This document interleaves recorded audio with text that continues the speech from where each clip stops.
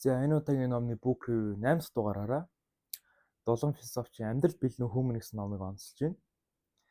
За миний ер нь өмнө онцолж исэн номнуудаас илүү эерэг нэрийг цацруулсан за ном гэхээс илүүтэйгээр захидал маягийн байгаад байгаа. За зохиолчийн хувьд өөрөө философч хүн юм байлаа. Тэгээд эцэг эхчүүд одоо өсвөр насны дээр явж байгаа эрэгтэй хүүхдүүдтэй эсвэл одоо 90 зэнд хүрч байгаа өсвөр наснд дуусч байгаа эрэгтэй хүүхдүүдтэй ер нь ямар амьдралын сургамж сургаал зөвлөм зөвлөгөөнүүд өгсөн байх ёстой юм бэ гэдэг талаас нь тэр бүх ойлголтуудыг цогцлоосон за нэг 200 хуудсанд бол багтаагаад бичсэн одоо ном байлаа.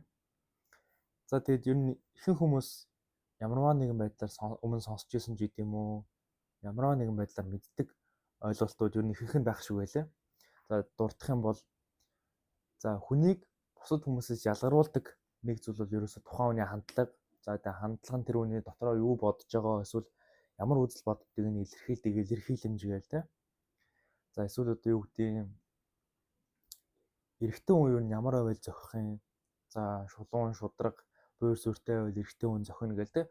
За нэг тиймэрхүү ойлголтуудыг одоо зөвхөн өсвөр насндаа явж байгаа эрэгтэй хүүхдүүдэд зориулж бичсэн байгаа байхгүй тэ.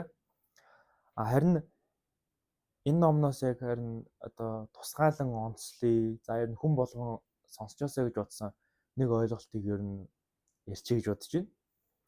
За тэгээд би энэ номыг уншсан дараа ямар азар би одоо мэдсэн гэж бодоод байгаа байхгүй. За тэр нь бол ерөөсөө цаг хугацаа. За би яг зохиолчийн одоо хэлэх гээд байгаа санааг нь зөв ойлгосон бол ер нь хүний амьдралын цаг хугацаа болгон өөр өөр ингэсэн одоо сорилт бэрхшээлүүдийг дагуулж идэг. Одоо цагт одоо болж байгаа зүйл дээр ирээдүйд болох тэр саад бэрхшээл сорилтуудыг заавал одоо мэдрэх гэдэг шаардлагагүй. Харин эсвэргээрээ өмнө өнгөрсөн болтон зүйлийг заавал одоо ингээд бодоод нэрвтэдэх шаардлагагүй л гэсэн санааг илэрхийлэх гэдэг юм болов уу гэж ойлгосон. За яг энэ дээр бол бас миний хувьд нэрэлийг тийм шүү гэж бодож байгаа байхгүй. Одоо жишээ нь өөр дөр жишээ авахад за би нэг одоо 17 настай 18 хүрэх гээд явж байна. За нэг 2 жилийн өмнөөс эхлээд одоо тэр эдийн засаг, за компани, татвар, улс төр гэж нэг тиймэрхүү зүйл сонирхож ирсэн.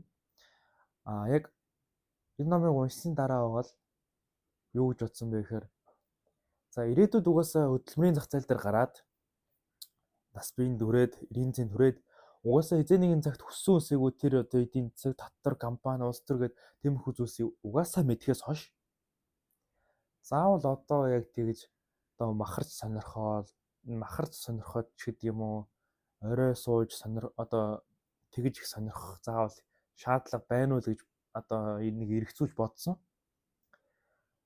За тэгээд ер нь яг гол санаа нь бол ерөөсөө л одоо цагтаа амьдр, одоо цагаа хайрл, одоо л өөрийгөө хайрл, одоо л одоо өөрийнхөө цагийг зөв зохистой зүйлд зарцуул, одоо л яг одоо хажуудаа байгаа бүхнээ хайрл, нандин ч гэдэг юм уу те.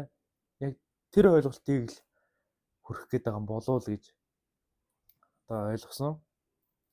Тэр яг тэр үед тэгчихгүй явдаа.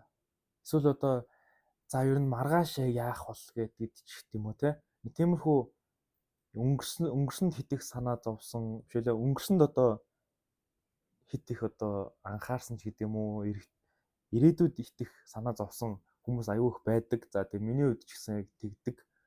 Тэгэхээр яг энэ зохиолчийн одоо энэ санаа бол аюу их таалагдсан. Одоо цагтаа амьдр гэдэг зүйл одоо философич гэх юм уу ойлголт аюу их таалагдсан. За тэгээд яг өсвөр насндаа явж байгаа эрэгтэй хүүхдүүд бол энийг заавал уншаасаа гэж бол одоо уриалж байна. За тэгээд энэ яг зөвхөн ганц уншаад хайчих ном биш байгаа байхгүй юу? Энийг одоо байнга аваа явж идэх ч гэх юм уу нэг айгүй жижигхэн авсаархан ном болохоор айгүй амар бах. Тэгээд зохиолчийн хувьд за хүү минь өр минь гэдэг нэг айгүй сэтгэлд ойрхон ч гэдэг юм уу те. Одоо эерэг нэрийг цацруулсан одоо талаар нь одоо тиймэрхүү одоо маягаар бичсэн болохоор айгүй ер нь хизээ нэгэн цагт тэрвээ хаяач гэдэг юм уу те ээж аваагаа санах үедээ ер нь уншвал айгүй зүгээр ном гэж бол ойлгосон. За тэгээд энэ удаагийн номны book review маань өндөрлж байна. За тэгээд Дулан философич амьдрал бэлэн хүмүүн гэсэн номыг онцлоо. За тэгээд ирэх дараагийн дугаараараа уулзцаая.